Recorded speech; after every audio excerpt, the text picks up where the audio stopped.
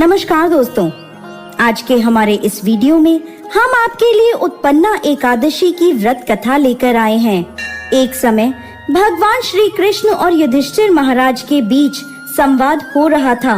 युधिष्ठिर महाराज बोले, भगवान, आप कहते हैं कि सहस्त्र यज्ञ करने से जो फल प्राप्त होता है उसकी तुलना मात्र एक एकादशी के व्रत से मिलने वाले फल से नहीं की जा सकती। कृपा आप मुझे बताएं कि यह एकादशी इतनी विशेष क्यों है और किस प्रकार यह इतनी मंगलमय बनी। इसके उत्तर में भगवान श्री कृष्ण कहने लगे, राजन, मार्गशीर्ष मास के कृष्ण पक्ष में आने वाली एकादशी पर भक्त को एकादशी व्रत करना प्रारंभ करना चाहिए। इसे उत्पन्ना एकादशी कहते हैं। इस प्रकार भगवान ने उत्पन्ना एकादशी की व्रत कथा शुरू करी। सतयुग में एक समय मूर नामक एक अत्यंत भयानक दैत्य रहता था, जिसने अपने क्रोध और बाहुबल से स्वर्ग के राजा इंद्र सहित समस्त देवताओं को पराजित करके अपने नियंत्रण में कर लिया था। इसलिए इस स्थिति से मुक्ति प्राप्त करने हेतु ब्रह्मा जी की अध्यक्षता में सभी देवता शिव जी की शरण में पहुँचे और स्वयं को बचाने के लिए भोलेनाथ से प्रार्थना करने लगे।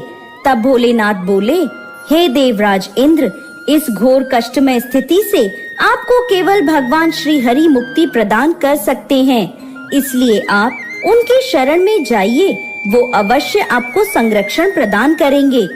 यह सुन सभी देवतागण भगवान श्री हरि की शरण में क्षीर सागर पहुँचे। वहां जाकर उन्होंने भगवान विष्णु से प्रार्थना करी और कहने लगे, हे कमल नयन, हे मधुसूदन, आप सदैव अपनी शरण में आने वालों की रक्षा करते हैं। हे प्रभु, ब्राह्मण कुल में नाड़ीजंग नामक एक शक्तिशाली दैत्य उत्पन्न हुआ था, जिसने सभी देवताओं का संहार करने की प्रतिज्ञा ली थी।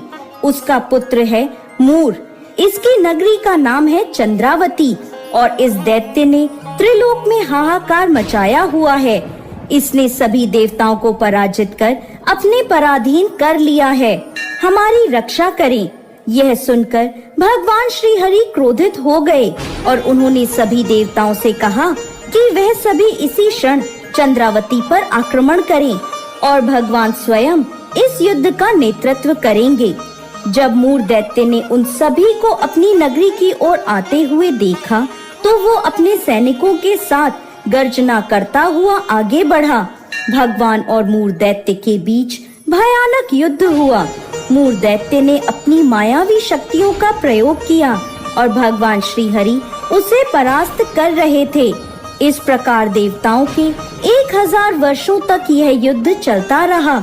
इसके बाद भगवान ने अपनी एक दिव्य लीला प्रकट करी। भगवान अचानक युद्ध क्षेत्र से अदृश्य हो गए और बद्रिका आश्रम में चले गए। वहां उन्होंने हेमावती नाम की एक अत्यंत सुंदर गुफा में विश्राम किया। जब मूर को यह बात पता चली कि भगवान विश्राम कर रहे हैं, तो उसने निश्चय किया कि अब वो भगवान श्री हरि का वध कर देगा। उसी क्षण वो उस गुफा में पहुंच गया। उसी समय भगवान के शरीर से एक अति तेजमय कन्या उत्पन्न हुई। वह बिजली के समान तीव्र और समस्त अस्त्र शस्त्रों से सुसज्जित थी। इस कन्या ने मूर को युद्ध के लिए ललकारा। इस अत्यंत कांतिमय कन्या को देखकर मूर भी आश्चर्यचकित हो गया। युद्ध की ललकार को उसने अनसुना नहीं करा और उसने भगवान को छोड़कर उस कन्या से युद्ध प्रारंभ कर दिया। अचानक उस कन्या ने सभी अस्त्रों का विनाश करते हुए उसका सिर धड़ से अलग कर दिया, जिससे उसकी मृत्यु हो गई। जैसे ही उसकी मृत्यु हुई, भगवान श्री हरि निद्रा से उठे और उस तेजस्वी कन्या से पूछने लगे, हे देवी, आप कौन हैं और इस असुर का वध किसने किया? तब वह कन्या हाथ जोड़कर विनम्रता से कहने लगी, हे पूर्ण पुरुषोत्तम भगवान श्री हरि, मैं आपके ही दिव्य शरीर से उत्पन्न हुई हूँ और यह आपको क्षति पहुँचाना चाहता था, इसलिए मैंने इसका वध कर दिया।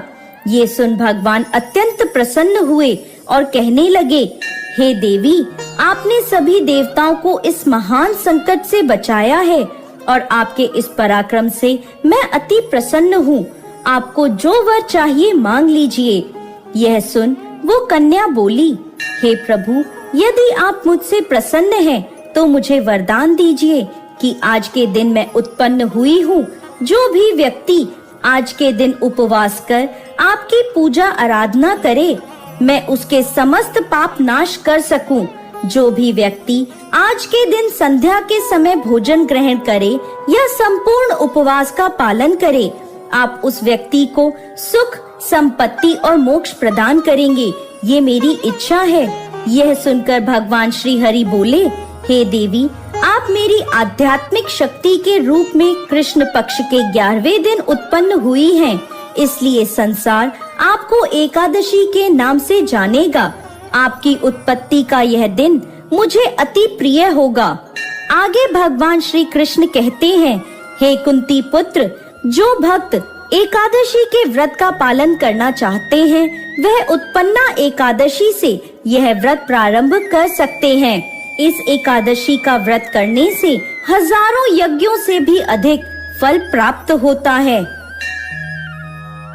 इस प्रकार की रोचक कहानियों को सुनने के लिए हमारे इस चैनल को लाइक, शेयर और सब्सक्राइब करें और हाँ, बेल आइकन जरूर दबाएं ताकि रोचक कहानियों का नोटिफिकेशन सबसे पहले आप तक पहुँचे।